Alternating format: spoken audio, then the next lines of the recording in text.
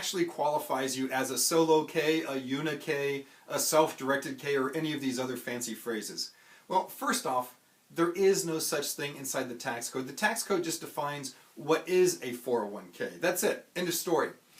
And then the Pension Protection Act came out that said, hey, for certain types of 401k plans, and thus this solo K, uni K marketing stuff, for certain types of retirement plans, you don't even need to file a tax return unless the assets of the plan are over $250,000. So if your solo K, uni K has assets of $199,000, no big deal. You don't need to file a retirement plan in most situations. So what were the qualifications that came out in the Pension Protection Act? First off, you cannot have any common law employees. You cannot have any common law employees and get the preferential tax reporting or lack of tax reporting.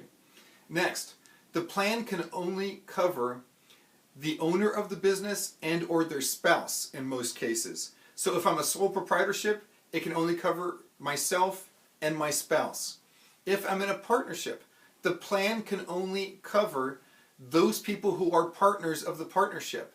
If the partnership has any employees who are not owners of the partnership, then you don't qualify for these new reporting requirements under the Pension Protection Act.